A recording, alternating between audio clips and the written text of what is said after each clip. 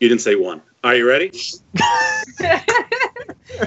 Well, welcome to Epic Gaming Night, a podcast about tabletop games, board game, miniature games, not your mom's Monopoly, but we'll probably play anything. I am your host for this evening, Robert Newman, and with me, as always, is the Galactic Emperor himself, the champion of champions, the Galactic Senate vote winner, Matt. Thanks. Matt, how are you, sir? I'm pretty good, man. How are you? I'm doing pretty good. My back still hurts. I had a lot of stuff happening to me on Saturday. But I'm going to do better, and we'll talk about that here shortly. But I'm doing great for those that can see me. For some reason, my Skype on my computer is all messing up, and my microphone's not working, so I'm doing Skype from my phone. And so for all the weird angles and stuff, and if you guys see me adjusting my camera, it's just that my phone is still sliding down. But you know what gives me hope about tonight, Matt? Yeah, what? This lovely, wonderful, amazing, semi-decent, I hope she's better now, Ashes player.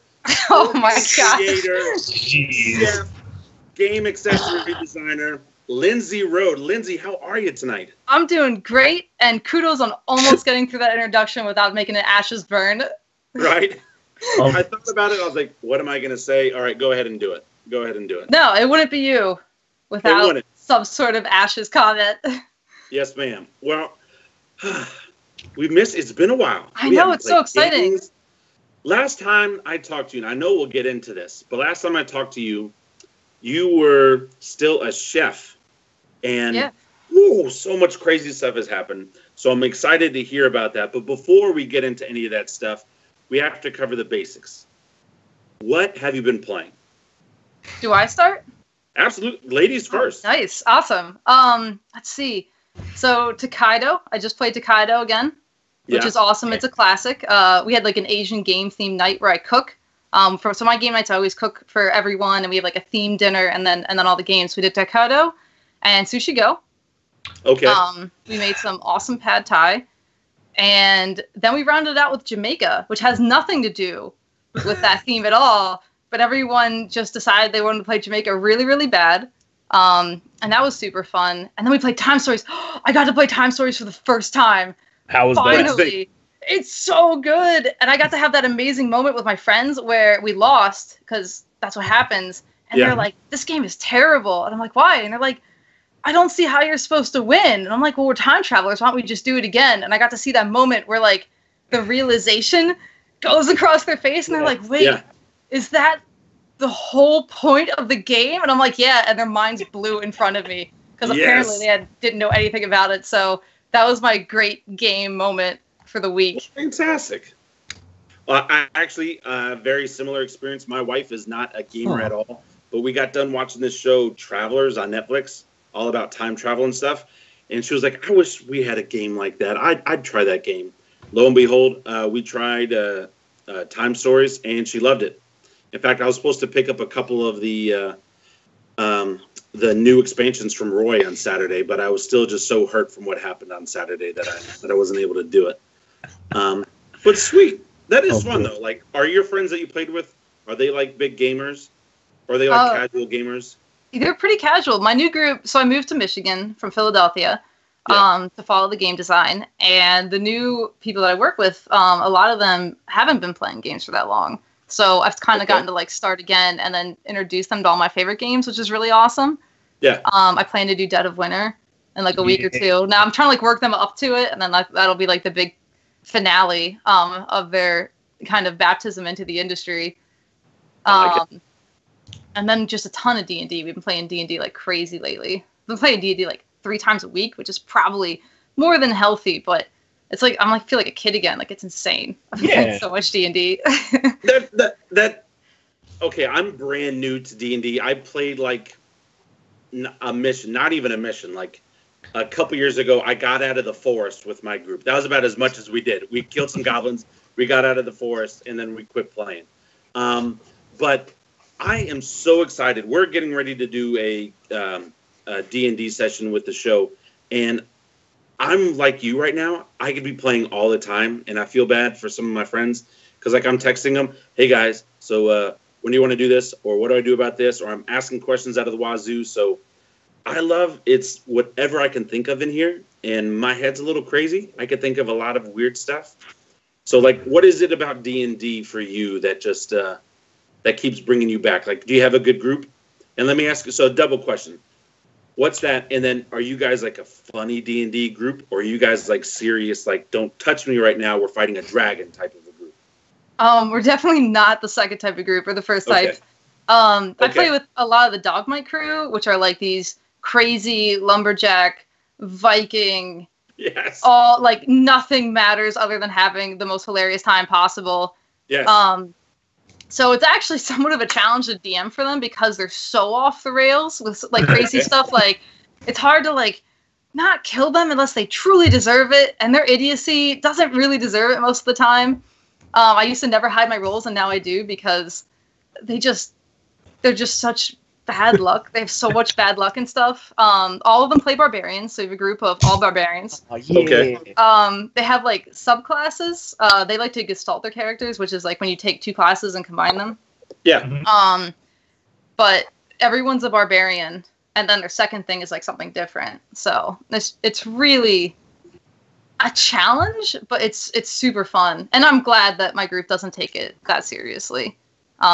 And we play the modules, which has been hilarious. We've been doing Tomb of Annihilation, which is they consulted the Adventure Time team, the Adventure Time writing team, for a lot of parts of that book, and you can definitely tell, and it fits our group very, very well.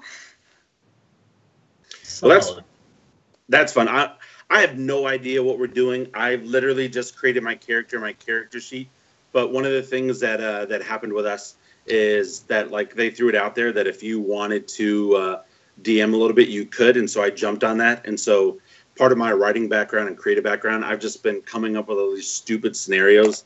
So I don't know if we're going to be doing a modular or whatnot, but I just know when it gets my turn to DM, I'm probably going to break the game. And I don't even know if that's possible. I think it's going to be fun. I don't know if breaking the game is going to be good or bad. I'll probably get a lot of texts like, hey, man, you can't do that. Hey, you need to calm down. Well, you guys will be watched more carefully because we just make up. They ask me ridiculous questions like, yes. If like someone's like reading their mind, they're like, can I send them nothing but fart jokes? And what happens to them if that happens? And I'm like, cool, there's no system to really handle that, but roll dice and I'll just make it up on the fly. Like, right. he went insane and now has to be like restrained with only toilets surrounding him for the rest of his life. Like, he's really traumatized. Yes. I love it. Well, so here's the thing. I wouldn't even worry about it, but I can understand like having an audience, which I don't know if it's good or bad that we don't have to worry about that while we play in the shop. Well, I hope our show is a lot like what you've got going on. And one of the things that we're going to be doing is getting guests to come in. Like, we're going to hire people as mercenaries so they can come in for a one-shot and maybe get some of our Patreons on there and come in for a one-shot. And so I'm going to go ahead and say now, would love to have you on the show. Yeah. If anything, for a one-shot or a couple stuff. If anything, one, we need more women in board gaming. Yes. Definitely that. Two, we need cool women, cool chicks in board gaming. And Lindsey is definitely a cool chick. I remember listening to her, I think it was after your first Plaid Hat Gen Con convention about the dwarves and the drinking games. And all the other stuff in the room. So definitely a cool chick there. So we would love to have you on. But before we get any further into the Lindsey, Matt, do you want to tell them all the nice things you did this weekend? Oh, Matt, man. Lay it on us. I played Twilight Imperium 4 with Roy and Rob and Mark Hale and some other great people, Trevor and Drew. And it was a pretty good game. It was a slow roll expansion game. Nobody really fought until the very end, and then it just became a bloodbath. And it was great. I won mostly because I forced a vote. Or no, there was a law that came up that just gave somebody a victory point. I was one away from winning, and I had a card in my hand that would just let me spend trade goods to basically get extra votes. So I just bought the game, and it was great. Now, that's the first TI game you've won, right? Yes. It took me 3 years, but it's the first TI I have won. Hey, every game of TI3 I've ever played, you've been involved with, and I have not won. So I guess I'm the last guy in the group. Hey, it's fine. You're next. It'll be all right. Right? I don't know if I'm next. Feeling a little. I feel great. I will say this. I had fun. I did have a lot of fun playing the game. It's just one of those games where it just gets crazy. But I did enjoy myself. Here's the problem. We streamed it live, and so I got paranoid, and so I went back and watched some stuff. And I just want to apologize to some people. Like, I know we had some people talking in chat, and I was like, shut up, guys, because I just got, like, really salty at one point.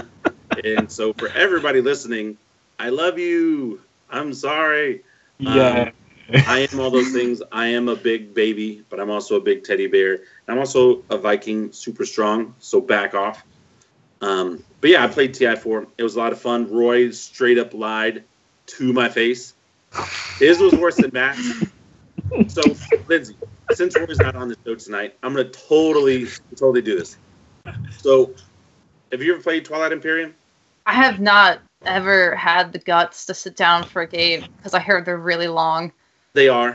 They're very long games. Ours started at about 1, and I think we finished at 7:30ish. Yeah. I don't even know I could do that. That sounds amazing, but like I'd have to really do whatever the board game equivalent of like cocaine is. Man, that was just the shortest out of all the games we played. Yeah, that was that's. That'd be 11 hours. Yeah.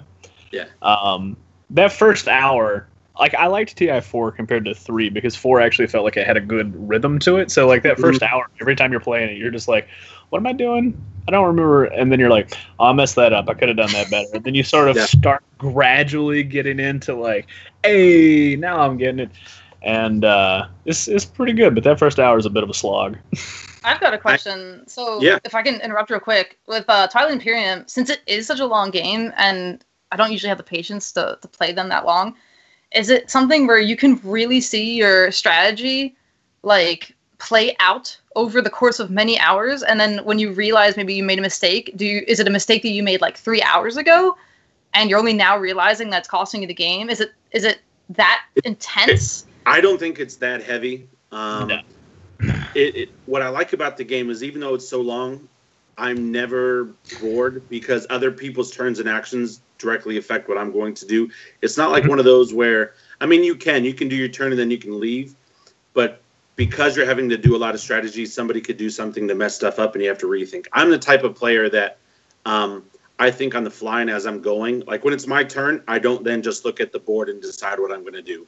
I like to know what I'm going to do before my turn, so that way when my turn comes, it doesn't take me a long time just to think about it. I'm not a big fan of analysis paralysis.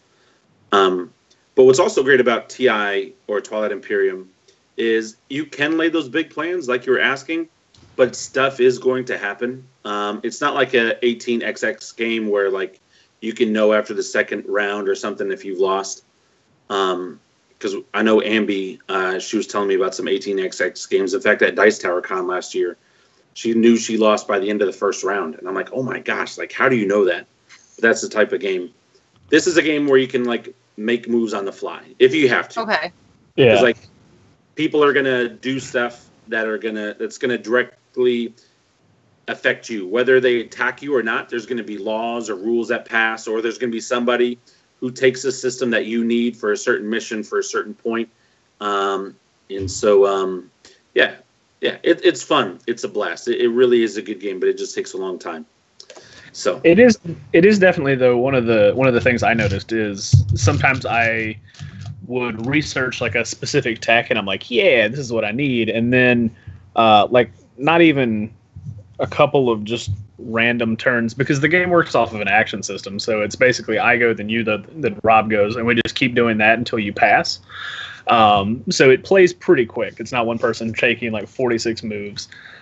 But there was something that I would notice where I would research a tech and I'm like, yeah, this is what I need. And then something on the board would change and I would go, ooh, wait a minute. And then that tech then sort of became a little less useful, but then because of what happened to the board state, I was able to then do other things and look at stuff in a different way. So it's very much reactionary. You can lay a couple of plans, like the the second game that I played, I was able to build up a gold like generating engine, so where I was getting like 10 to 15 money a turn, and that is in that game it's a lot. Ludicrous. Like if you get 4, you're like, oh, glory be, here we go. Yeah, that's cool. That's a lot different than what I imagined it to be. Yeah, because it seemed like the world's craziest nerd version of chess played in space. But it sounds like it's actually a lot more active than that. Not that chess isn't active, but like a lot more things going on than just planning out your moves way ahead of time. Yeah. That's a very good analogy because in a lot of ways it is a lot like chess. But yeah, it's just it's a fun game. If you like big games and if you can tolerate big games and you like the space theme, I would say definitely give it a shot. And I also agree with Matt earlier. TI4 is my favorite out of the 3 and all the expansions we played with 3. I really liked how I felt like I was able to catch on a lot quicker with TI4 than I ever was the other times we played TI3. It just, there was so much going on. The way they streamlined it, it was a lot of fun. Yeah. But I won't. I guess I'll give Roy a break. But well, not so much. Long story short, Lindsey, I asked him if he was going to move. He looked at me and he was like, "Yeah, I'm moving," because I was like, "I need to go there." And he was like, "Yeah, I'm moving, man." And I was like, "Okay." And then what does he do on his next turn? He moves his entire fleet exactly where he said he wasn't going to go. And so, I mean, it's on camera. You can go back. You can watch it. You can see his head. And from there, it was just a downfall. That's actually a really good example of like how the game flows. So like Roy and Rob were having cool. this like interesting sort of communication thing where Rob was going to warp through a wormhole into a system that Roy was occupying because he needed to hold that planet. Well, so I didn't need to do that. I needed to attack Drew. To shift over. Yeah, because so my race of people, when I attack you, I get your stuff. And that's one of the ways that for my race that I picked, that's one of the ways that I win.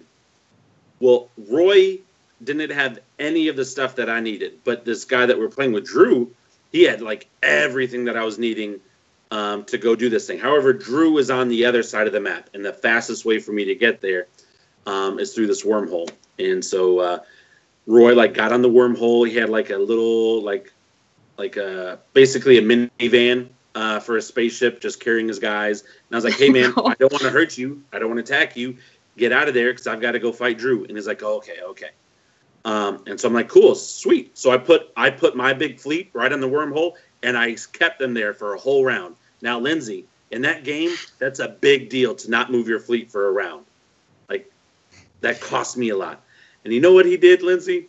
He moved it sounds like he played the game better. Okay. He did. He did play the game better. Lied. Here is that exchange from my perspective. I would never do that to you, by the way, if we play. Right. You can trust me 100% all the time, every time. I will say this: I am a little jaded. I don't trust anybody right now. But yeah, it was still fun. I still had a blast. I still play the game. That's one of the things that I like about Matt and Roy. We can yell at each other and still be friends. In fact, the very first time I ever met Roy, within 5 minutes I was yelling at him, playing Sheriff of Nottingham, and that's how we started to become friends. So it wasn't too bad. But what were you going to say, Matt? Oh, I was just going to say it was interesting because I feel like you guys just had like a bit of a miscommunication where Rob was trying to go in and then retreat from the battle so that he could go fight Drew. And then Roy was like, "No, I'm not giving you my space." And then so they were getting into a kerfuffle. And then I was like, "Oh, they're gonna fight." So while they're doing this, I moved my fleet to the other side of the galaxy where Rob wanted to end up, and then just stayed there. And then Rob was like, "No, man, what did you do?" But it was all because they were having that conversation, and then that just derailed his plan completely. Yeah, my whole plan. Both of my co-hosts completely jacked my plan. Like, was it a 3-player game? What? Was it a 3-player game? No, it was a 6-player game. Yeah, we played a 6. 6-player game? Yeah. No wonder you guys played for like 6 hours. Yeah, we played this player game, and what ended awesome. up happening is I ended up attacking Mark Kale, who I just want to say for the record, I love Mark. I think he's a lot of fun. He's a very sweet guy. I know I give him a hard time on the show, but I really like Mark. He's a lot of fun, and I felt bad because Mark asked me if I was going to go into Mechatol Rex in the beginning of the next round, And I was like, nope, I'm actually going to your home planet. Now, I didn't tell him I was going to his home planet to take it over, but I just said, nope, I'm not going into Mechatol Rex. So I pulled a Roy, and I betrayed him. Pulled a Roy. And it was terrible. So, but that was TI4. If you got the patience for it, try it out. But you also played something else, Matt. Did I? I don't think I did. Sun? No, I left. Oh, you left too? Oh, man. Yeah, my back was killing me, and I had to be up at 4 to be at work. So, well, 7 hours in a steel chair and leaning over a table is not good for your lower back. That's not good for the body. No. Well, we will go ahead and get into it. So, Lindsey, you will do me the big honor and favor, and please let everybody else know a little bit about yourself. Sure. My name is Lindsey Rode. I'm a board game designer, full-time now, which is really exciting. I've been a huge fan of the Epic Gaming Night podcast since you guys started, so I want to throw that out on the way. Right off the bat. Really excited to be on because I've listened to you guys through my transformation, which is really cool. I'm now the creative director at Dogma Games. I design board games for them and other people, which is really awesome that I get to do both. And I also help them with a lot of their wooden accessories. All right. Nice. Well, and you touched on a couple of things there, and I already have in the question, so I definitely want to jump into this. Yes, you've been listening to this for a long time, and again, I apologize for that. I've tried to go back and listen to the first couple of episodes. I can't. It's really terrible. I like the old intro. Just putting it out there. I do miss the old intro. Other than that, the very first one that you narrated, I miss that. Other than that, the show I love it now. But that's the only thing that I would go back to. I love that intro too. That was funny. It's so good. Cut it down though. It was like a minute and a half. I didn't care. I liked it. But I told the whole story. I did. Yeah, you guys went 7,000% overboard with that, and I kind of missed that. Oh man, I need to go back and listen. It was really good. That's awesome. But when we first started meeting, so I don't know. I first met you at Gen Con, which you are super sweet, by the way. And then we started. I think we met in some chat forums as well, and we started talking about Ashes, and we played Ashes online. Yeah, we had some really great Skype battles. What? We had some awesome Skype battles. We did have some awesome Skype battles. And you were running that Cole deck. Yeah, it's still... Was it Cole and Naomi? Yep. Not Naomi. The witch girl. No, it was Jessa. Jessa. Yeah, it was good. It got down to the wire on a couple of them. Yeah, I placed in a tournament with that deck. So you're lucky that you weren't there. Well, actually, you were lucky I wasn't there when we played. But anyway, you're doing so great. But what I'm trying to get at is when I first met Lindsey, you were a chef. Mm-hmm. So, which if you can't tell, I love to eat. But how does the transition? Like, what happened? What was it? Gen Con and the connections that started at Plaid Hat? Was it something else? Like, where did the chef hat get turned into the board game hat? Well, it's pretty crazy. It's a combination of kind of an obsession, and then like an obsession, a story of not ever being able to get enough, and then some really good luck, and I like to think some perseverance. So I was a chef. I was a chef for 10 years. I was working at Whole Foods when you met me. Yes. I was working their taco truck. There's a taco truck that and they had on a roof. Didn't you play our podcast? I used to play your podcast and every other board game podcast I could find off the top of the roof through the taco truck speakers. So everyone who was eating also had to listen. But I didn't care because I had complete control. So yeah, I started playing board games. I was playing Magic my whole life. Like I played Zombies a lot when I was younger. The one with like the triple exclamation points if you're a retro gamer. Oh yeah.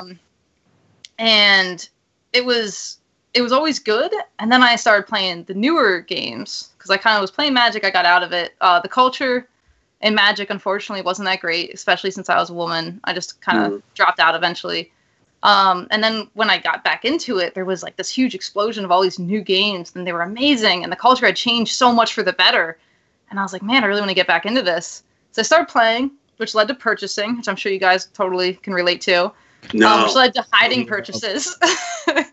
Hiding purchases. Which led to listening to every podcast and reading every blog I could about board games. Which led to wanting to go to a convention. And it was pretty cool because all my friends were going to go with me, and they were like, oh, we have to work, and it's really far because it was like a 12-hour drive from Philadelphia to go to Origins or Gen Con. I think it was Gen Con was my first one. And they all dropped out, and I actually called Plaid Hat because it was really late in the process, and I begged them to let me work for them for free in return for not having to, like, because I just wanted to go to the con. I just want to, like, not be alone at the con. They were really great. They took a pity on me. They let me just work for them. And they became, like, my best friends.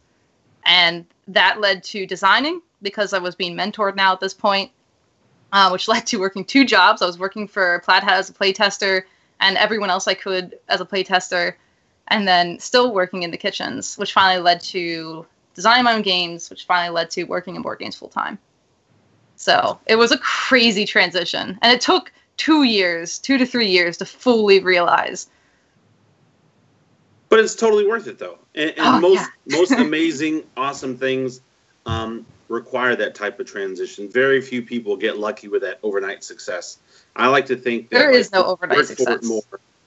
Well, yeah, you appreciate it more. Yeah, there's just people that are like, people find out about you, and it seems like you're an overnight success, but really, the person's probably been doing it for like 3 years. Mm-hmm. No one noticed. Yeah. I love it. I love the story, and I love Plaid Hat games. In fact, my copy of Stuffed Fables just came in today. I'm super excited to play with it. Are you serious? I haven't gotten mine yet. Mine just came in today. I'm gonna kill Jerry. I told my daughter about it. She's like, "Oh, Dad, we got to play this week," and so we're gonna be playing this weekend. And so I'm very excited for that. Have you played it yet? No. Like it just came in, and then I had to run to an event, and that's why I've got like the button up on. And so, yeah, no, I want to play. It looks amazing. But I say all that to say, like the Plaid Hat guys, they're great. And they are the type of guys where they would take pity on somebody. However, after being with you for a couple minutes, it's not taking pity because you're a cool chick. Like there's some people you take pity on, and they're like, go set up those tables over there. You know, there's really nothing to set up. They just want you out of the way. But no, you're not like that. So I'm happy to see that happen. But let me ask you this. Outside of what it sounds like you're compulsive, maybe not compulsive, but like you get hardcore into something, right? I'm the same way. I get into hardcore about certain things, and I have to dive into it head first. But board game designing is an art form. It really is. Like there's a lot that goes into it. Cooking is an art form. There's a lot that goes into it, especially when you've been doing it for as long as you were doing it. So my question to you is, have you always like had that artist instinct in you, or like does that something like one day maybe somebody said something that inspired you and turned it on, or like where did the artist come from? I think I have. I mean, I've been playing music since I was like 4. Okay. I've been doing art since I started drawing at like 5. So I've definitely been artsy my entire life. I've really struggled to find a medium that I enjoy. I'm a hyper person. I have trouble sitting down. I have like a standing desk. I really struggle with long games. I have like some focusing stuff. So it was hard. Cooking really was good for me because like unlike drawing and some of the other things like animation, I wanted to be an animator so bad. I went to like animation and apprentice schools and stuff, and I couldn't sit down at a desk, especially at that age. I was younger, like in my teens and stuff. I couldn't sit. And cooking was a great outlet because it let me be creative, and art's all about capturing things. Yeah. And I was able to capture the emotions and see people's reactions and stuff through cooking. But it still wasn't the right way. It was just the best solution I had found for that outlet. And it kept me on my feet. And then when I got into board game design, it finally like all came together. And part of it was me getting older and realizing that there's tools that I can use to focus and like standing desk, stuff like that, where I don't have to sit and I can work for longer periods of time. And then I can tell exactly the story I want to tell in a way that's really passionate. And the community is the best community. Like I loved cooking, but the environment can be kind of rough. And in board games, I found not only the art and the medium that I was really good at speaking through, but the community where I really wanted to support the community and be a part of it all the time Like, there was no shame in that community. That community is amazing every day, all day long.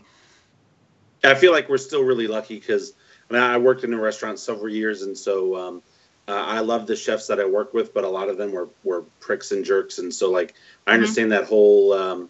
Well, from my understanding, the kitchen can sometimes be a crazy place, but I think we're still really lucky in the board gaming industry that people, like, let's say we're at a convention, 1 out of 100 will be a jerk, where everybody else is really cool, really laid back. They just want to play their games and just have fun. And so I think that's also what's helping with what I'm, and a lot of people are still considering the golden age right now of board gaming is I still think it's a golden age. Everyone just wants to play together because we're having fun, right? And so it is the golden age. I mean, look at how many games. Last year alone, there was over, I think, 1,300 games that came out in 2017 alone last year. 1,300 board games. Crazy. That's ridiculous. It's awesome, but that's ridiculous. So you work with Dogmite. Dogmite also creates amazing gaming accessories, which I know Roy's got several of your accessories, and I've accidentally pinched myself on a couple of them, which I will say, guys, those Dogmite magnets, they are no joke. They will stay together. You can throw them across the room. That thing is staying together. Yeah, the world will burn, but those magnets will still be good. Those magnets will still be connected. I seriously, like, the first time I was over there, I was playing with it, I pinched myself and like drew blood. And I'm saying that as a good thing. I'm saying that as they will stay together forever. Yeah, they'll stay together in your backpack, which is why we use them. Yeah, but makes sense. What is your... So, like, I know you said your title earlier with Dogmite, but are you more on just, like, the board game creation side, or are you with the accessory side? And a second question, and I didn't put this in there, so forgive me, but is Dogmite looking to get... Now that they have a Lindsey that they're working with, are they looking to get more into the board game creation side rather than just the accessory side? Yeah, so trying to think of what order to answer your questions. So I guess I'll go backwards. So yes, we're definitely looking to get into board games. We think it's really important for the company to diversify. We have a lot of skills, and I've been really lucky where I've said, like, trust me, let's try it, let's do it, and they've just been like, sure, like, yeah, why not? If it's part of the gaming world, like, we're already there. Like, let's try everything we can to give people awesome stuff. So that's a leap of faith, which I will always be thankful that they've given me.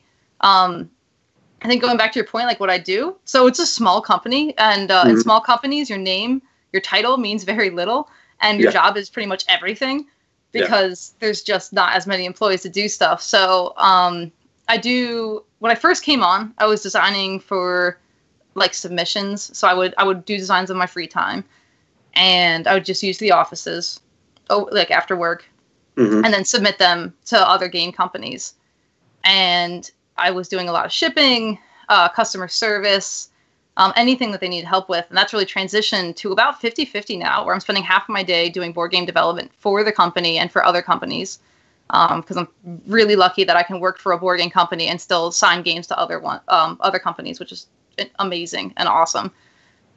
And I'm still spending half my day. Like, today, I shipped out 52 component collectors, and I sat there and I polished 52 because it's an all hands component collectors. All hands are on deck every day, and we shipped out something like 16 folklore boxes for Greenbrier Games. So I do a lot more board game design now. I do a lot more business-to-business stuff, but I still, when we get the call the component collectors are ready, I still go back in the back with everybody else, roll up my sleeves, and bust those out.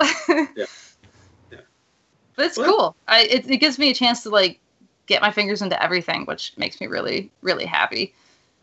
Well, also, like, and I imagine working with people, because I work with a lot of people, eventually everybody gets on your nerves. But it becomes like a family. You know, like, you get on your nerves, like my brother gets on my nerves, but I still love my brother. And so what I like about, like, these smaller companies is, like, you do become a family. Like, we've had Gray Fox on the show before, and Josh Lubkovitz. I really like Josh, enjoy him. And Gray Fox Games, check out their stuff. But there's only, like, 4 people, like, that are full-time with Gray Fox. And so it's the exact same thing, like you just said, that when they make the call, they're all going into the back. And so Are you guys getting that, or is it's still so new? Like,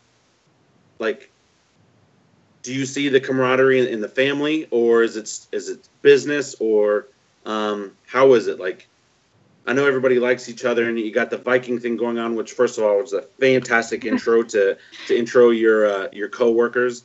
I love that, but like at Dogmite, a lot of fun, a lot of play, a lot of family, a lot of work hard, or is it strictly business? It's probably a good mix, I think, right now between the two. Mm-hmm. We've had a lot of explosive growth this year. We've tripled our workforce. I think we have 15 employees now. Whew. So yeah, which is a huge change because we had 4 last year at this time, and now we have 15, which is insane. And we've had to learn how to become managers. January. Yeah. And a lot of us, we had to learn to become managers. I had some experience with that through my past careers, but a lot of people didn't, and we just had to figure it out and stuff, which is cool. But we've done a really good job on focusing on culture right off the bat. We let people know coming in. We tend to hire nerdy people, which is pretty cool. Everyone gets along with each other really, really well. But part of that is because we have a culture, and that culture is like play hard, work hard, treat each other well, and have fun. Everyone puts in, and everyone gets rewarded equally. And we have an apprentice program, and the apprentices can move up to like full woodworker and then master woodworker. And we have like college students, all that cool stuff. And I think because we focus on that so much in the beginning, it's been really good. Like today, a lot of people stayed late. We were in the back getting more Cocos ready, or component collectors ready. We were listening to the Ghostbusters soundtrack and rocking out. No one had to be there. We didn't tell anyone to work late. People were just having such a good time that everyone kind of forgot it was 4 o'clock until like 4:30. And then they were like, oh, well, we can just like finish it up real quick. And that's something cool that I've never had in another job, where like everyone's kind of into the same thing. We play games. We have a guy who writes for Dungeons and Dragons coming to the shop to visit us to run a game for our employees. Which is fantastic. And a lot of them have never played a role-playing game before. They came because they're really interested in woodworking. But they're like super pumped to play this D&D game that's going to be run by like an official Wizards of the Coast employee and stuff. So it's pretty cool. It's a pretty cool culture. But we've really focused on everything we can do to make it that way. And we've had to let some people go that just didn't want to be part of that. Yeah. Which, sucks, but it's that important to us that we have that set up from the beginning. So as we grow, that it doesn't stop. Well, that's awesome. That's awesome. Well, speaking of Dogmite, and, I think you mentioned this at the beginning where you do work with Dogmite, but you're also allowed to use your services with other companies like a freelance artist. Are there any things, and I will be asking you a follow-up to this at the end of the show, but my current question is, what are some projects that you've worked on in the past, maybe accessories or other games or something like that, where maybe your name's not on the box or whatever, but you still have your stamp on it? What are some projects that you've been involved with? Well, for Dogmite, every project, I think from component collectors on, I've had a hand in. I mostly play test. The wooden projects for me for Dogmite are super easy because I get to come up with ideas, but I don't have to find answers, which is the opposite of my board game development. So it's easy. It's easy to be like, I want this, but you don't have to actually figure out how to make that work in any sort of way. And then this is actually a huge year for me because I think I have maybe 3, possibly 4 games coming out this year. But I have Bayou Bash from Weird. They started doing Monday previews about the game every week, so that's coming up really close. It looks amazing. I haven't seen it in a while, so like it's so exciting to like see components and be like, oh my gosh, like it looks so good now. Like I saw the box art for the first time and stuff, and they did such a good job. Darkness Comes Rattling. There's an expansion called the War of Spirits that I worked a lot on. And that was a Kevin Wilson game. So that was a huge honor to be able to kind of like take this famous designer and build on that work. And then I've got the Countdown game that's on Kickstarter now with Dogmite. And then I've got Action Edition, yeah. Very excited. That's very excited. important to get the Action Edition in, yeah. The VHS upgrade. Yeah. That's one of the cool things about working with Dogmite is that you get free wooden upgrades for your game. Yes. That was awesome. They're like, what do you want? And I'm like, a tape? And I had to draw it for it because they're like, what kind of tape? Like a roll of tape? And I'm like, no, like a VHS tape. Yeah. I mean, that's the 80s. And so, it was so much fun working on the game. Even to get ready for this podcast, I watched Demolition Man. I drank a ton of sugar and watched Demolition Man. Yes. Yeah, and then I've got some really cool stuff coming up that's still kind of in negotiation, and I'm under NDA, so I can't talk about it. But I do have some other projects that are going to get announced, hopefully soon, in the next couple months. Well, all right, so you're under NDAs. You can't talk about it. That's fine. I've heard those excuses before from other designers. But let me go ahead and ask you this. And I'm pulling this from Facebook, and this was from a while ago. And I'll take your silence as a yes. But is it true that you're possibly working on a project with one of our favorite guests, Stephen Avery? Oh, yeah, that's totally true. That is totally true. Yeah, okay. he already ruined that announcement, like so I can just say it. Or something? Okay.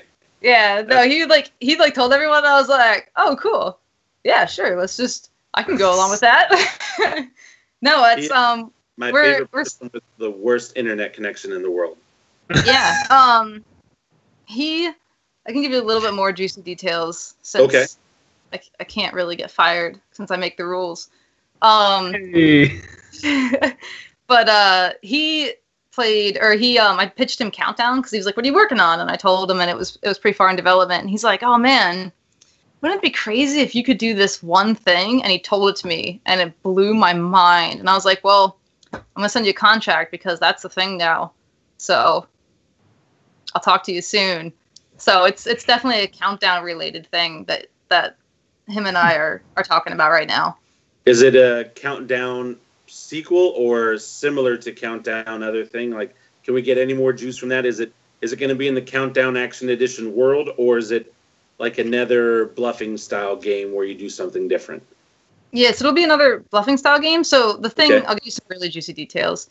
So the thing about Countdown Action Edition is we're going to do a series for Countdown, right? Okay. And each one, I mean, supposedly everything's going really well. So, so each game, they'll all be like hit and roll games. So they're all gonna be along the same theme as far as mechanics. They're all gonna be standalone expansions. Yeah. So you don't need to have one to play the other, and they're all based on a movie genre and a decade.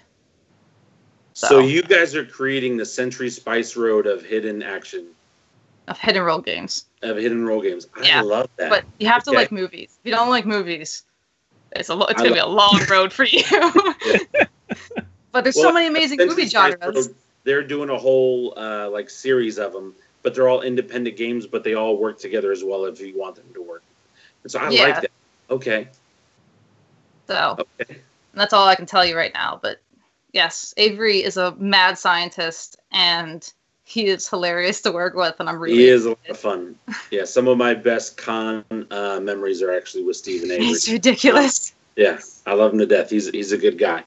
He's got a game on Kickstarter right now, too. Just to prop him, because he's awesome. Yeah, I think it recently launched, it launched this morning. Today? Yeah, today. Yeah.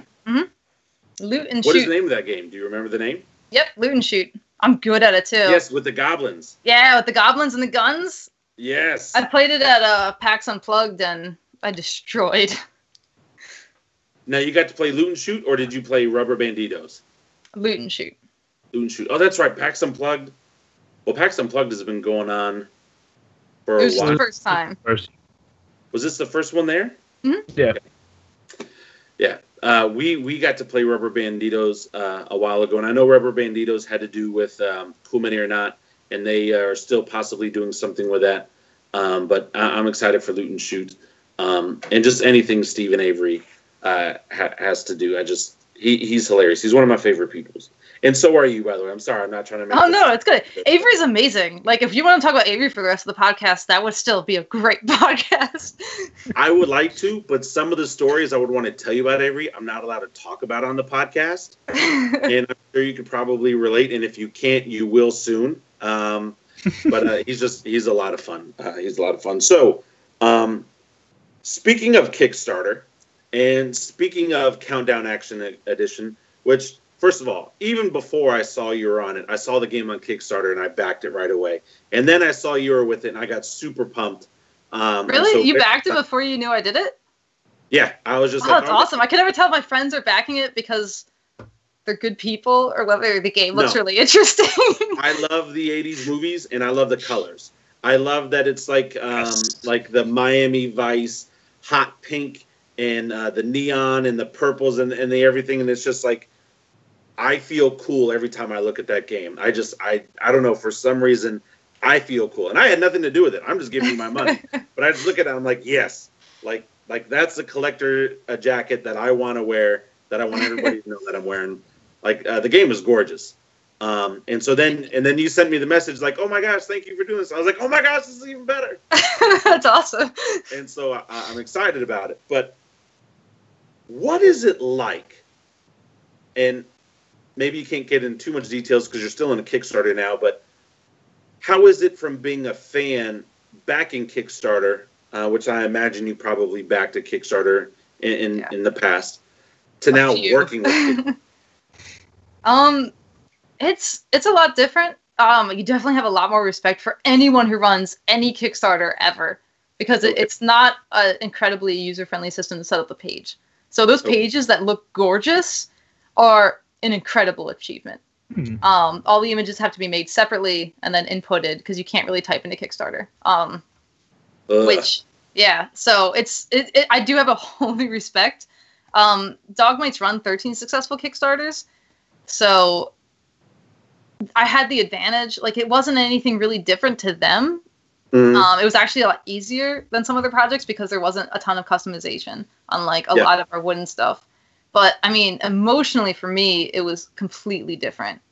I haven't slept since that Kickstarter went. I wake up at like 2 a.m. and check it. How much sleep have you gotten, and how nervous? Like, how much food have you consumed? Are your nerves letting you? And are you sleeping? Oh my gosh, it's so different. Yeah, you wake up in the middle of the night, you check it all the time. Every cancellation, you're like, no, why? It's good. You should try it. Every stretch goal is way bigger of a deal. I remember when we did the video for the Kickstarter page, I was so nervous. We had to shoot it twice, because the first time I couldn't do it. I was so nervous. I had to go skateboarding in the warehouse, which is incredibly dangerous. You should never do that. Okay. Because it's around all the table saws and stuff. But I essentially just did it small circles to try to calm myself down. And I've done tons of videos and podcasts and recordings and stuff. And it was the first time I ever couldn't get through it. And I think it was just because it was so exciting and personal for me. Yeah. So you'll see me on the next Kickstarter. I'll be like, oh yeah, you put the shit, together and it'll be fine. And I'll be drinking coffee and talking on the phone while I do it. And you won't be able to tell. And, but that one, it was a good video, but you could tell I was really nervous. Now I'm definitely gonna watch it once we get off air. No, I just saw the colors and the girl with the shotgun holding it, and then the guy in the background who I'm thinking is shooting off a gun. I was just like, man, that is awesome. Yeah. And social deduction game, and also not just because they're on the show, but it is crazy affordable. Yeah. Crazy affordable. I really tried to think about what I'd actually want to pay for the game and price everything to that first. So hopefully, I love that. Yeah, because it looks like it's going to be a full game at a fantastic price, and that's one of the things that I like about Gamelin games as well. Because they give you a lot of game for the amount of money, and I'm like, oh my gosh, this is doing the same thing. It was a no-brainer. Just all the game I'm going to get for $25 to back it on Kickstarter. Yeah. It's one of the advantages of I love games. That's for first and foremost always. So I would never want to charge a ton if I didn't think the game deserved it. Super sweet. That's sweet. You're not that Empire yet. You're not that monster. I'm not. We'll see what happens in a couple of years. But right now I'm still do it for us. We're gonna take the industry. Yes, love it. I love it. So good. You answered 2 questions in one. You're not sleeping, and you probably should go see a doctor in about 65 hours. Oh my gosh, it's done in 3 days. It's done in 3 days. So everyone, if it sounds cool, go back. It will have a late pledge too. But I'm gonna sleep so hard. I'm gonna take off the next day after it closes, because... So Friday, don't contact Lindsey. Don't it's listening. ask me for anything on Friday. On Friday, the February 2nd, Lindsey is not available. So good, but hey, you know what? You deserved it. And I will say for those that are listening right now, it is way beyond successfully reached its limit. So anybody who's listening and you backed it, don't worry about it. It's not falling apart. But as any other game and any other Kickstarter, it could always do more and it could always use more support. So those that are listening right now, jump on it. Kickstarter Countdown Action Edition, well worth your money. And it's just absolutely gorgeous. Like, if anything, I would just hang it up. Because I grew up in the 80s and early 90s. And so, like, to me, it's just beautiful. So we'll move on from there. But let me ask you about the industry. Do you see it differently now? Like, because you're wearing different hats, because you're behind the scenes, because you're now allowed to have conversations that, you know, a lot of us would only dream to have. Like, do you view board gaming differently? Like, are you as much of a fan as you once were? Are you more of a fan? Like, how has working for it affected you as a hobbyist? It's definitely different. It's interesting because a lot of things that my mentors told me would happen did, just like they said it would. Yeah. Because when you do something, because like now it's my full-time job, right? So I have to keep producing, keep promoting, keep pushing all the time. So I think the biggest thing is that when your dream becomes a normal thing, sometimes it's hard to remember that it was your dream. Yeah. And it's really important to remind yourself, like tomorrow I have a Skype call with my graphic designer to talk about the rule book. Now, a year ago, if you told me that, I would have freaked out, like blown my mind. It would have been the greatest day of my life. But now that's Wednesday. So it's really important to take a step back, and I try to force myself to do it whenever I start feeling tired. To like remember that that's a really big deal, and no matter what happens, a huge accomplishment in itself.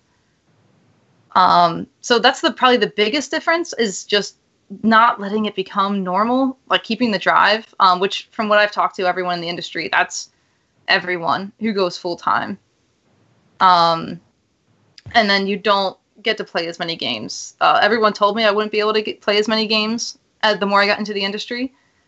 And while I still play a ton of games, it's nothing like it was when I was a fan, or when I was outside the industry. I'm still a huge fan, but now conventions are where I get to play the most games. I play D&D a lot, and then I get to play like maybe 2-3 board games during the week, and then everything else is like drilling prototypes, whether it's my own prototypes or prototypes that we're looking at for the company, or prototypes that my friends have asked me to look over to give them feedback for their own designs. And playing a prototype of a board game, I think you guys are prototypers. I know you are, Rob. I have successfully made playtesters is what I meant. Do anymore. Yeah. But it definitely is a different experience than playing a finished game, because you're not playing a finished game. Yeah. So it's important. I'm trying to focus on more on playing like some fun stuff. Like, I really want to get out Dead of Winter, which is kind of for me the game that started everything and set me down this path. Have you played Colonies yet? I haven't. I got a copy, but I haven't had a chance to play it yet. I'm the same. I've played that. I played Long Night. I'm just ready to get Warren Colonies to the table. Oh, it's so cool. Love it. It looks. I have the box right next to me. It looks amazing, but I haven't had a chance to play it yet. But I think that's Timothy Meyer did that, and he's amazing. So it's probably incredible. But yeah, it's so much better in so many ways. But there is definitely a few things that I'm a little homesick for. Like thinking about playing games all day, and then that game night is the greatest thing about your week. Where now I get to play games at work, and then I come home and they're like, "You ready to play Tokaido?" And I'm like, "Yeah, let's do it." And they're like, "Will you teach us how to play?" I'm like, "Sure." Yeah. Yeah, but you also, and you said this earlier, you get to skateboard through a buzzsaw warehouse. That's true.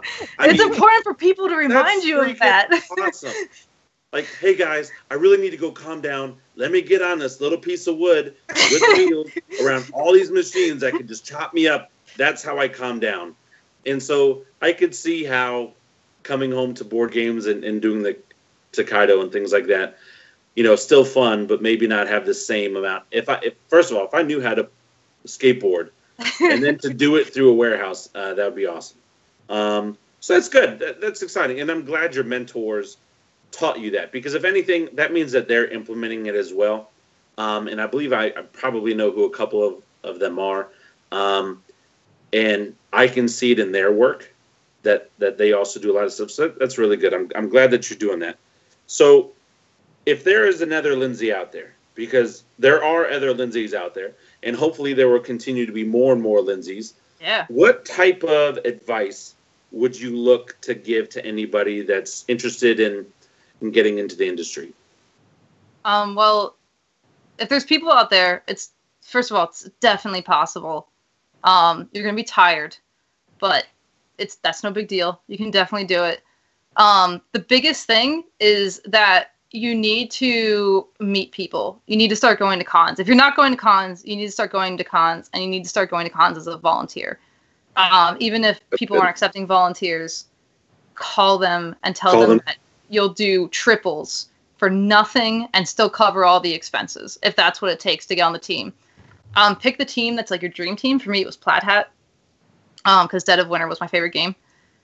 And I was really, it was really lucky, but they were the best, I thought, which is why I chose them. And do the same thing. If Upper Deck is your dream company, then call Upper Deck and figure out what it takes. If Plaid Hat's your dream company, look on their website, contact them, keep trying until you get in, show up at the con and say like, hey, I know that I'm not on the volunteer thing, but if you have anyone drop, because there's always drops, you'd be willing to teach, how to play all the games. No matter what company it is, just pick the best person, whoever you think is the best, and work for them. And it stinks some people don't like internship would be the right word for it. But there's no other way to learn. And these companies a lot of times are really small, and they desperately need your help, and they have a lot to offer you, even if it's not financial. Become a playtester. It's a lot easier when you know them. Like Plaid Hat, I couldn't get to be a playtester to save my life. I tried so many times, and then I volunteered for him, and I got to be a playtester the day after I got home, after my first convention. So when they know you, it's so much easier, and they see that you're working hard for them, and that you know what you're doing, and you're smart, and they see your personality. It's just so much easier. And then after that, if anyone ever offers to look at a game, or if anyone ever says, you know what, if you design something and you bring it next con, I'll sit down and look at it. Take them up on it. I talked to Emerson Matsuuchi. I think you guys had on the show. In fact, Emerson is the nicest person to ever use foul language in the world. Like, it's not even offensive when he does it. It's like butterflies come out of the man, and he did it. He's insane.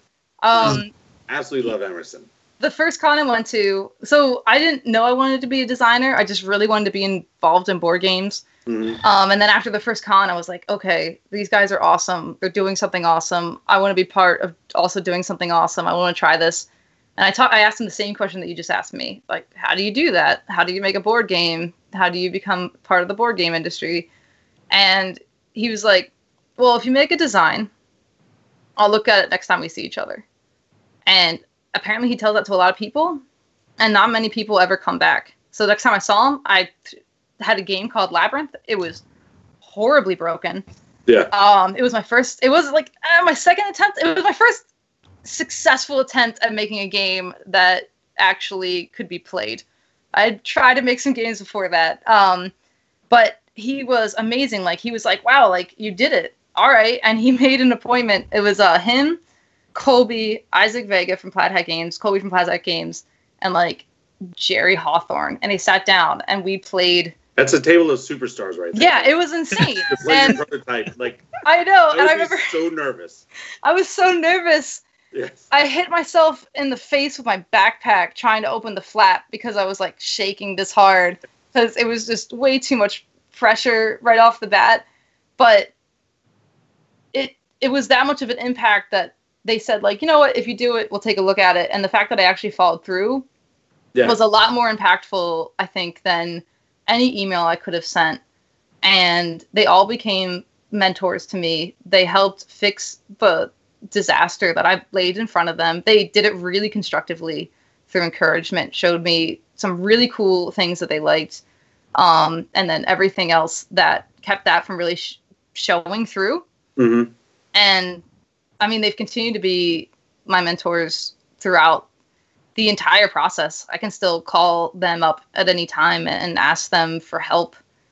And they're restricted somewhat by their companies, but for the most part, they'll do whatever they can to just help me with whatever problem I'm having, even if I'm feeling burnt out, or if, you know, I have a question about what players are feeling during a game. Sure. So that would be my suggestion is just meet people in person, work really hard. When I was playtesting for Plaid Hat, I was playtesting every game that they had going, and I was also working like 60 hours in the kitchen. So there wasn't a lot of sleep, but eventually I got a full-time board game design position with Weird, and that wouldn't have been possible without that first summer of actually going to Gen Con. Yeah. But it's possible. It's definitely possible. I'm not that good, and I did it. So, I mean, I'm good, but like, there's nothing crazy special about me, and all of the other board game designers like Stagmeyer and Emerson and Isaac and Jerry, they'll all say the same thing. There's nothing magical about it. You just have to want it bad enough. Well, you are that good, and here's why. And I'm not saying this to toot your horn or my horn or any other people's horns, but have you ever heard of the 80-20 rule? I don't think so. 80% of people are all going to say that they're going to do something, but only 20% of the people are really going to do it. And so, like a lot in my industry, I'm in sales right now. I'm in real estate. I love real estate, but there's a lot of salesmen that make a lot of false promises, and they don't follow through. And you'll see them jump from job to job to job because they know sales, but they can't really do it. So you won't see them hit that like big success or whatever, right? I'm not saying that I have like major success or anything, but I follow through. It bothers me if I don't follow up. I've trained myself to just constantly go. If I'm going to do it, I'm going to do it, or don't do it at all. I don't like to do something that's halfway. That's just part of my personality. It's just if I'm gonna take time away from myself and my family and other activities, I'm gonna make sure that I'm gonna go all with it. And that's what I appreciate about you and other people like Emerson and Steven and Colby and Isaac and all them is they did it. You know, and you're right. There are other people, Lindsey, who probably have better ideas than you and better ideas than me and everybody, but they didn't do it. Mm-hmm. And that's the kicker, is they didn't do it. So if you just persevere, if you follow up, if you push through it, there is so much potential out there. It's just the sad thing is our world has become that instant 30 seconds of I need instant gratification now. And they don't see the long haul. And one of the things that you said at the beginning of the show I really admire, and I appreciate you saying it, when you see that new designer, they may be new to us, but you know that's 2 to 3 years in the making. Yeah, at least. That's something that just happened. Yeah, right? There is nothing that happens overnight. Yeah. Except for maybe that weird, potato salad guy. That kid. That was the only one. Yeah. And you're not going to be that kid. No. Oh, man. I love it. But anyway, so listen, you're doing it, and I appreciate it, and I appreciate the hustle. Yeah. That's what it takes. I mean, to have a full-time cooking job and to do this on the side, it's not for everybody. And that's fine if it's not for you, but it's for freaking Lindsey, and Lindsey's killing it right now. So speaking of killing it, if you could have a dream IP, like if there is just something out there that you would love to get your hands on and work on, what would it be? Let's see. So I'm a huge fan of Edgar Rice Burroughs, who did John Carter and Tarzan. Yes. And I would really love, and like for people who read those books were so ahead of their time, especially on like social issues and women's independence and stuff, which is amazing because the covers of the old John Carter books is the opposite of that. Yeah. But those IPs would kind of be, any Edgar Rice Burroughs IP would be pretty amazing, since that was a huge inspiration to me growing up. And I've read them 1,000 times. And I think other than that, this is going to sound really cliche, but Stranger Things. No, that's not cliche. Do it. Please do it. Come on. No, I had a design that I was working on. I didn't know what Stranger Things was. And I had a design that I was working on. And then I saw Stranger Things. And I was like, oh my gosh, that's so close to what I'm working on. It would be nothing to move the IP over, like to get the IP for this. And it would be a fantastic Stranger Things game. And we started investigating what it would take to do that because, and this design, oh, you're going to hate me. This design was so good. And then Hasbro announced that they had bought it like 2 weeks later. And it was an Ouija board. It wasn't even a game.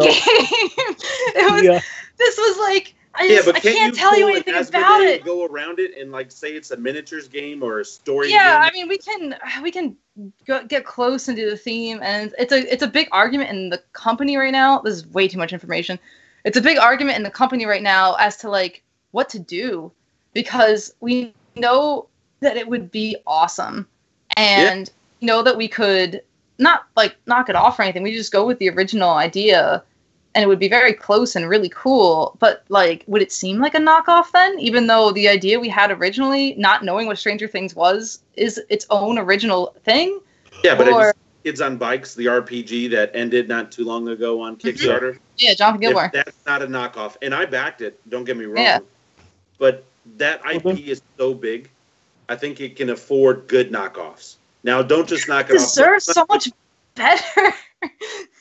Here's the thing. I was a Stranger Things fan the weekend it came out. Before everyone else got on the hype train, the weekend it came out on Netflix, I just happened to turn it on and watch the entire series at 9:30 at night, and I turned it off, and the sun was coming out on Monday morning. And I was like, crap, I've got to be at a meeting in 2 hours. So oh my gosh. I'll have to, next time I see you, you'll have to play the prototype of what was going to be. For real. Because your mind will be, I think you'd like it a lot. I will send you an email once I have down the cons that I'm going to, and if we could ever meet up, I would love to make that happen. Yeah, that's really cool. Yeah, oh, you just got me all excited. Oh man, yeah, the Demigorgon in that game is going to be insane. You can do it. I'll keep fighting for it. We can't take on Hasbro, but I will keep researching that. Just find a way, and I know it's a lot easier said than done. That's got to be such a hot IP right now. I mean, because of the success. Yeah. Yeah, I mean, if it's not going to be Hasbro, then it's going to be another big company. Yeah, I don't know what our small little company can do, but... Hey, the little train that could, Lindsey. It's true. I just gave a speech about not giving up, so I bet I probably should keep going. It's a bit off message, yeah. Guys, don't give up. You can achieve your dreams. Yeah, I gave up on Stranger Things. I just don't want to be so hard. I finally found the thing I couldn't do. Get the Stranger Things IP. You can do it. Oh, love it. Well, okay, not IP or anything like that, but just as a board game fan, what is your most favorite, amazing board game of all time? It's hands down Dead of Winter. Yeah? Yeah, it's kind of like, because people are like, oh, I don't know, it's such a hard decision, and for me, it's not. Dead of Winter changed my life. Yeah. I played Dead of Winter, and everything changed. That's how Risk Legacy was for me. Yeah, so I haven't actually played Risk Legacy. I grew up playing like those because like my dad was in the military and stuff, and so like I grew up playing Axis and Allies and Risks and other stuff. And a buddy of mine, we saw Risk Legacy, and we ended up playing the entire 15 games that weekend with some other friends. And later that week, we ended up buying Game of Thrones and Battlestar Galactica. And then nice. A couple weeks later, I played Mansions of Madness. But I would not have done all that had I not played Risk Legacy, like knowing that there was more to games than just like area control or resource management. And not that Risk Legacy, it's still area control, but the idea that it just kept going and the surprises just blew my mind.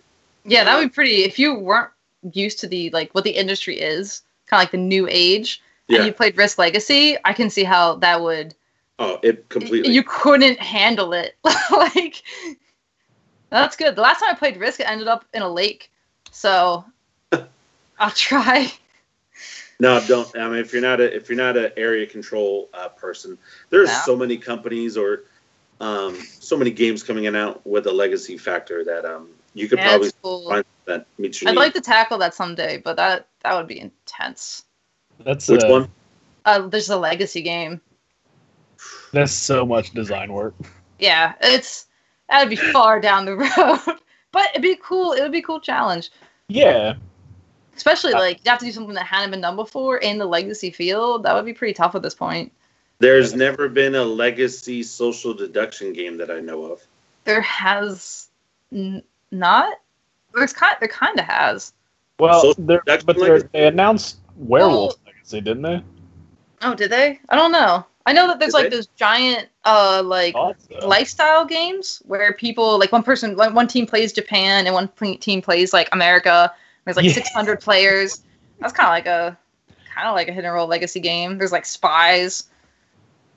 I don't know. That doesn't count. Did like a legacy, like hit and roll game, like you like did Die Hard the movie, right? And, that would be. And like you could, I don't know. We could talk about that. But I'm with you with Dead of Winter. It's one of my favorites. I remember pre-ordering it before going to my first Gen Con, so then I could take it to Gen Con, and I had Isaac sign it, and I got all giddy and I know. I had Isaac sign mine too. All excited. He still makes fun of me for it.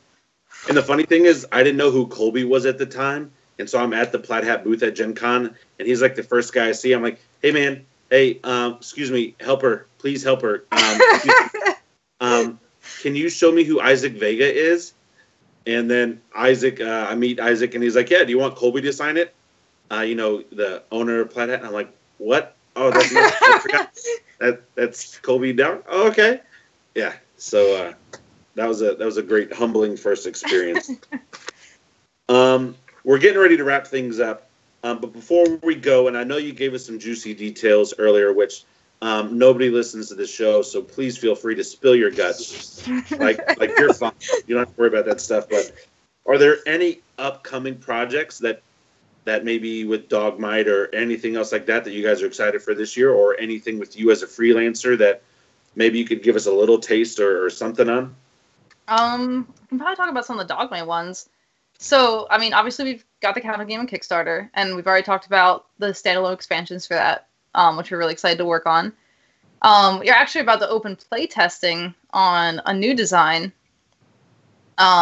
based on the Legend of the Labyrinth. And we're accepting playtesters right now at Dogmite. So It's pretty cool. There's a Minotaur, and it's pretty terrifying. If you can picture, do you remember the old show Legends of the Hidden Temple? Yeah. All right. Yes. So think like, I guess the best way. Nickelodeon? Yeah, it used to be on Nickelodeon. So, because I always come from games from emotion, right? Yeah. So I try to find things that like capture the same emotion as the game that I make. So if you can picture like Legends of the Hidden Temple in an old Greek legend with a Minotaur that's terrifying, with miniatures in a board game, and you can't trust anyone else. And there's a maze. Like it's perfect for our group. That sounds interesting. Absolutely. So that's the next title. I've been working on it for a long time, and we're about to go into hopefully the final batch of playtesting. We've gone through a couple, and it's gone through a lot of what's the word? Versions. Would be the cheap way to get out of that. I was about to ask if that was the Labyrinth game that you mentioned earlier. That was the one you first. It was. Made. It's absolutely nothing that made it through that first version, except for the fact that there's tiles that move around. Okay. And the word labyrinth. Everything and the word labyrinth. But it is the the years after culmination of all my experience poured back into an idea that I absolutely was not prepared to design when I was younger. But now I think, especially like for all the feedback and stuff, it's getting to a place where it's pretty cool. How awesome is that, though? I mean, would you say this project probably has a lot of sentimental value for you, even though it's not the same, but it is the same because it's developed as you developed? Like, yeah, I guess it has. That's got to be a really big deal because that was like your first big sit down. Like, yeah, it is. It's I've been working on it for so long that I guess I don't. This is another example. Like you kind of get normalized to it, but yeah, that's a good point. Like it has grown as much as I have over the course of the years, and in some ways it's unrecognizable. Kind of like my career now would be to like who I am now to like who I would have been 3 years ago. So I'm really excited about it. It'll be nerve-wracking to release that into the world and let the reviewers have at it. But we always playtest really thoroughly. Another thing that I learned from my mentors like Plaid Hat, they have an amazing playtest program that I learned a ton from and now can implement myself. And I met people much smarter than me have helped make this design way better because it's really the playtesters that make great games. Yeah. Designers just like throw a bunch of ideas at them and they're like, what's wrong with it? And then playtesters are like, well, clearly if you do this, this, and this, it breaks. And if you do this, this, and this, it breaks. And you have to make sure you don't do this, this, and this, or it'll break. That is such an incredible design philosophy. Yeah, it's true. It's something that I heard repeated many times from the designers that I learned from, is that like they just essentially throw these ideas together and they're great and brilliant, and obviously they get the credit for that, but it's really the playtesters that take that chaos and make it into a playable, recognizable final product that everyone loves. Which is another great reason why if you want to be a designer, be a playtester first, because you will have to do that for someone and you'll learn a ton. Well, that's awesome. That's awesome. And I think it's very smart to always surround yourself with people that are better than you. You never want to be at the top of the ladder because then where are you going to go? You always got to have somebody that you can climb up to and achieve to.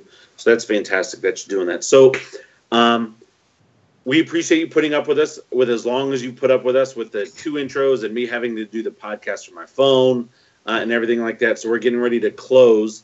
And I just want to say to everybody listening tonight and everybody on the chat, thank you so much for joining us tonight. And Lindsey, if people want to get a hold of you, if people want to reach out to you, what is the best way for your fan club, your growing, now awesome fan club, can get a hold of you? You can always reach me through Lindsey Road on Facebook. You'll see my big dumb face, like just smiling at you at like 2 a.m. at a convention. You can go to Lindsey Road or LINZY_RD at Twitter and reach out to me there.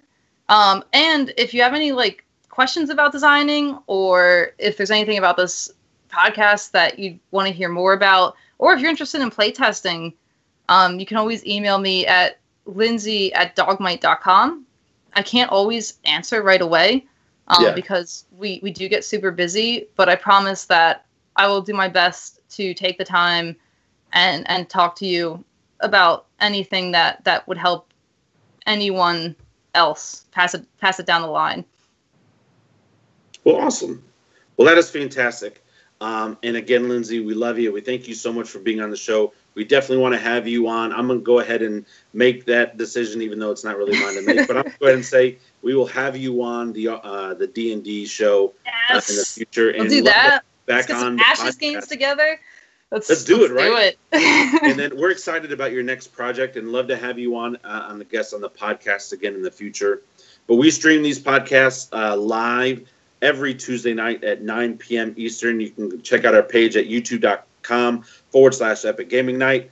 And thank you so much to all of our amazing patrons.